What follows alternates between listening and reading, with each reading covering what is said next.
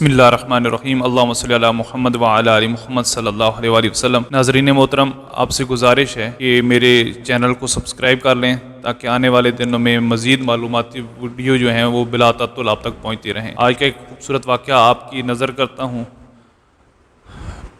ابو محمد بن قتیبہ ابو ابراہیم کے حوالے سے بیان کرتے ہیں کہ جب امیر معاویہ رضی اللہ تعالیٰ عنہ عمر رسیدہ ہو گئے تو انہیں بے خوابی کا مرض لاحق ہو گیا۔ رات کو جب وہ سوتے تو بسا اوقات عیسائیوں کے گرجا گھر سے اٹھنے والی ناقوس کی آواز ان کے کانوں سے ٹکراتی اور ان کی نیند اڑ جاتی۔ ایک دن صبح سویرے جب ان کی خدمت کے لیے لوگ حاضر ہوئے تو فرمایا، اے عرب قوم، کیا تم سے کوئی ایسا بہادر ہے جو میرے حکم کی تعمیل کر سکے؟ میں اسے مہم کی انجام دہی سے قبل 3 دیت کے مساوی رقم دوں گا، اور وہ جب مہم سے واپس آئے گا تو مزید 2 دیت کے مساوی انعام نوازوں گا۔ امیر معاویہ رضی اللہ تعالیٰ عنہ کی بات سن کر غسان کا ایک نوجوان اٹھ کھڑا ہوا اور کہا، امیر المومنین، آپ کے حکم کو سارے انجام دینے کے لیے میں بندہ ناچیز حاضر خدمت ہے۔ امیر معاویہ نے فرمایا، تم میرا خط لے کر شاہ روم کے پاس جاؤ گے، جب اس کے دربار میں پہنچ جاؤ تو بلند آواز سے اذان کہو گے۔ غسانی نوجوان نے عرض کیا، پھر کیا حکم ہے؟ امیر معاویہ نے فرمایا، صرف یہی درکار ہے۔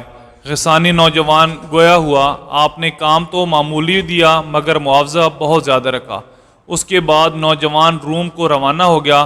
شاہ روم کا دربار لگا ہوا ہے، چاروں طرف سے وزراء اور درباریوں کا گروہ اسے گھیرے ہوئے ہے۔ بادشاہ ان کے درمیان جلوہ افروز ہے۔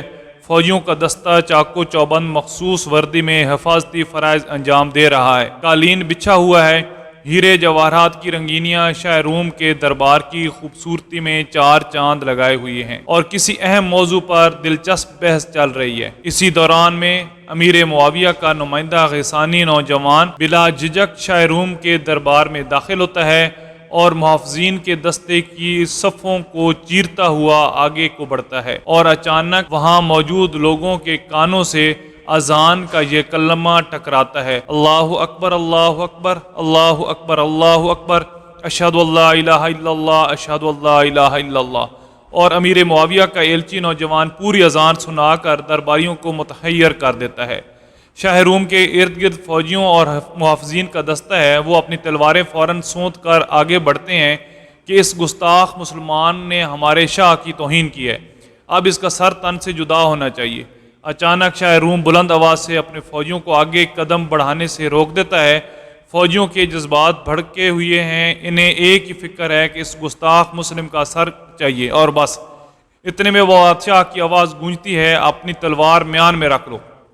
کچھ ہی لمحے بعد بادشاہ فوجیوں سے پہلے مسلمان ایلچی کے سامنے آتا ہے اور گھٹنے ٹیک کر بیٹھ جاتا ہے۔ اب جبکہ فوجیوں کی تلواریں میان میں واپس جا چکی ہیں، بادشاہ درباریوں سے مخاطب ہوتا ہے، کیا تمہیں معلوم ہے کہ عیسیٰ علیہ السلام کے اوپر تمہارا اور تمہارے اوپر ان کا کیا حق ہے؟ غالباً بادشاہ اس جملے کے ذریعے سے اپنے درباریوں کے جذبات کو ٹھنڈا کرنا چاہتا تھا اور یہ بتانا چاہتا تھا کہ اس طرح کسی ایلچی کو قتل کرنا عیسیٰ علیہ السلام کی تعلیم کے خلاف ہے۔ غرض معاملہ ٹھنڈا کرنے کے بعد بادشاہ مسند پر جا بیٹھا اور درباریوں سے مخاطب ہوا، اے فوجیوں کی جماعت، معاویہ رضی اللہ تعالیٰ عنہ بوڑھے ہو چکے ہیں، اور جو آدمی بوڑھا ہو جاتا ہے وہ بے خوابی کا مریض بن جاتا ہے اور رات کو اسے بہت کم ہی نیند آتی ہے۔ ناقوس کی آواز سے انہیں تکلیف ہوتی ہے، اس لیے انہوں نے اپنے اس نوجوان ایلچی کو میرے دربار میں اذان دینے کے لیے بھیجا ہے تاکہ اذان کے جرم میں اسے قتل کر دیا جائے، تو وہ ناقوس بجانے کے جرم میں اپنے ملک کے سارے عیسائیوں کو قتل کر دیں گے۔ اس لیے اللہ کی قسم، ان کا یہ ایلچی ان کے خلاف توقع ان کے واپس جائے گا، ہم اسے کوئی ذکر نہیں پہنچائیں گے۔ چنانچہ شاہ روم نے امیر معاویہ کے اس نوجوان ایلچی کو کپڑے کے جوڑے عنایت کیے اور انعام و اکرام کے ساتھ سواری دے کر اسے روانہ کیا۔ جب وہ نوجوان واپس امیر معاویہ کی خدمت میں آیا تو انہوں نے پوچھا، کیا تم صحیح سالم میرے پاس واپس آ گئے؟ نوجوان نے جواب دیا، میں آپ کی کرم فرمائی سے تو نہیں، البتہ شاہ روم کی کرم فرمائی سے واپس آ رہا ہوں۔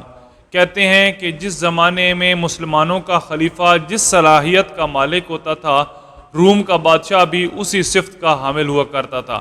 اگر مسلمانوں کا خلیفہ ہوشیار اور سیاستدان ہوتا تو روم کا بادشاہ بھی اسی طرح کا ہوتا، اور مسلم خلیفہ کچھ کم لیاقت والا ہوتا تو شاہ روم بھی اسی کی مانند ہوتا۔ جیسا کہ امیر المومنین حضرت عمر فاروق رضی اللہ تعالیٰ عنہ کے زمانہ خلافت میں شاہ روم بہت ہی ہوشیار اور سیاستدان تھا۔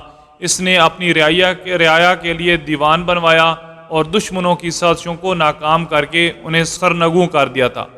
اسی طرح امیر معاویہ رضی اللہ تعالیٰ عنہ کے زمانہ خلافت میں جو روم کا بادشاہ بنا وہ بھی انہی کی طرح ذہین و فطین تھا۔ ناظرین محترم، امید ہے آج کا واقعہ آپ کو پسند آیا ہوگا۔ آپ سے گزارش ہے کہ میرے چینل کو سبسکرائب کر لیں۔ میری ڈھیروں دعائیں آپ کے لیے۔ اللہ تعالیٰ آپ کا حامی و ناصر ہو۔ جزاکم اللہ خیرہ۔ اللہ حافظ۔